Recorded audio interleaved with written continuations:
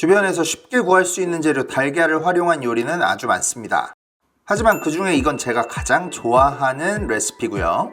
단순한 재료 몇 가지만 얹으면 아주 훌륭한 에피타이저로 재해석할 수 있습니다. 오랜만에 보여드리는 차가운 음식이네요. 와사비 데블드 에그, 지금 시작하겠습니다. 메인 식재료 달걀, 달걀이 가장 중요하죠. 상식적으로 건강한 닭이 좋은 달걀을 낳겠죠. 닭장 안에서 비인간적으로 키우는 닭 말고요, 방목해서 키우는 유기농 닭이 낳은 달걀을 사용하시는 게 좋습니다. 최상의 퀄리티의 달걀을 구분하는 법은 이 노른자가 약간 오렌지색 가까이 나면서 흰자와의 구분이 명확합니다. 요런 걸 이제 갖다 쓰시기를 제가 추천을 드리고요. 차가운 물로 바로 시작할 수도 있지만 저는 가급적 물을 먼저 끓인 다음에 달걀을 투입하는 것을 추천을 드립니다. 왜냐면요, 모든 장비의 열 전도가 일정하지 않기 때문에 물을 끓이는 데까지 걸리는 시간이 제각기 다 다르겠죠. 그래서 물이 이렇게 끓어오르면 스푼을 이렇게 받쳐주면서 깨지지 않게 살짝 안에 넣어주시면 되겠고요. 달걀을 넣고는 불을 조금 줄여주세요. 너무 세게 끓이면 지들끼리 부딪혀서 이렇게 깨져버릴 수도 있겠죠. 투입 후에 정확히 13분을 조리해 주시면 되겠고요. 타이머가 딱 끝나면 바로 얼음물에 냉수 찜질을 해주겠습니다. 이렇게 하는 이유는 바로 노른자 주변에 요 회색 링 있죠? 보기에 아주 안 좋죠? 요거를 방지하기 위해서죠. 제가 늘 사용하는 달걀 이쁘게 까는 법은 주변에 이렇게 다 금을 내주고요. 그 다음에 요 깨진 틈 사이로 물을 흘려보내면 아주 쉽게 예쁘게 까지죠. 보세요. 딱 이 냉면집 계란 스타일. 남생 달걀 다 까셨으면 이렇게 반으로 정확하게 갈라주시고요.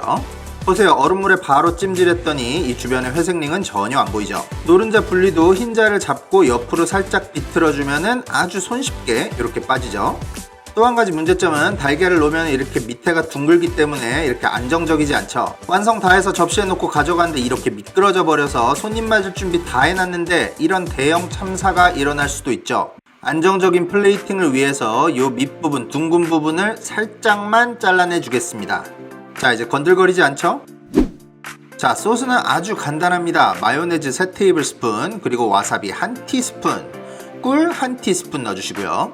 환만 식초 1티스푼 넣어주시고, 레몬주스, 요건 직접 짠 거고요, 1티스푼을 넣어주시면 되겠습니다. 아주 간단한 소스지만 이거 해산물 찍어 먹기에 아주 좋은 소스고요. 특히 튀김 같은 거 찍어 먹기 딱 좋은 소스예요. 막기 같은 거에 사용하셔도 좋고요. 아무튼 요거는 세이브 해두시면 도움이 될 겁니다. 분리된 노른자는 포크 뒷면을 활용해서 이렇게 으깨주시면 되겠는데 꼭 그렇게 곱게 으깨시지 않으셔도 돼요. 와사비 마요를 그 위에 섞어주시고 얘를 파이핑백에 넣어주시면 되겠는데 집에 파이핑백이 전부 다 있을 리가 없잖아요. 그럴 경우엔 짐락백을 사용하셔서 그 코너 부분을 가위로 잘라주시면 되겠죠. 이제 계란 흰자의 빈 공간에다가 계란 노른자와 마요네즈의 믹스를 안에 짜주시기만 하면 됩니다. 원래 있던 노른자 양의 한 2배 정도 채우시면 모자라지 않게 다 채우실 수가 있고요. 여기서 뭐 파프리카 가루 정도 뿌려서 마무리 하셔도 상관은 없지만 너무 그럼 단순하잖아요. 그래서 전 새우를 깝니다. 새우를 꼬리까지 다 빼주세요. 이걸 한 입에 먹을 수 있는 에피타이저로 만들고 싶기 때문에 꼬리가 나중에 나오면 걸리적거리겠죠. 달걀 반개당 한 마리씩 얹을 거니까 맞춰서 준비해 주시고요. 끓는 물에 소금 간 충분히 해주시고 그냥 단순하게 새우를 데칠 겁니다. 얼마나? 딱 1분만 데치면 되겠습니다. 정확히 1분 데친 후에 얼음물로 바로 집어넣어서 조리 과정을 멈추겠습니다. 자, 이제 준비해 놓은 데블드 에그 위에 새우를 하나씩 꽂아주시고요. 날치알도 옆에 이렇게 같이 얹어주시고, 혹시나 해서 말씀드리지만 날치알을 일본어로 토비꼬라고 그러잖아요. 토비꼬 말고 마사고라고 열빙어알도 따로 있습니다. 이건 유사품이니까 주의하시고요. 토비꼬가 알갱이도 크고 맛도 좋은 대신 조금 가격이 비쌉니다.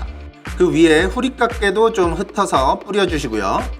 후리카케를 한국말로는 뭐라고 하는지 모르겠어요. 옛날에 뭐 엄마가 깨소리라고도 했는데, 뭐 anyway 완성된 새우를 얹은 데블드 에그를 접시로 옮겨 담아 주시고요. 위에 다이콘 크레스, 요거는 무순인데 어린잎 무순이라고 해야 되나?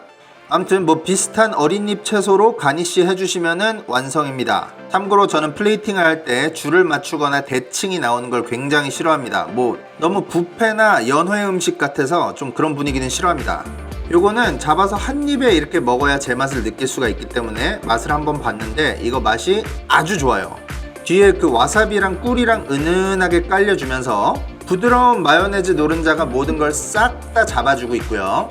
새우 식감도 아주 탱탱하고 요 날치알이랑 후리카케가 짭짤한 맛을 더해주면서 아주 밸런스가 좋습니다. 한 가지 아쉬운 점을 말씀드리자면은 조금만 더 만들걸 하는 후회뿐입니다. 자, 오늘 이렇게 간만에 차가운 요리를 해봤는데 날씨도 좀 따뜻해지고 하니까 차가운 요리 더 많이 개발해서 올리도록 하겠습니다.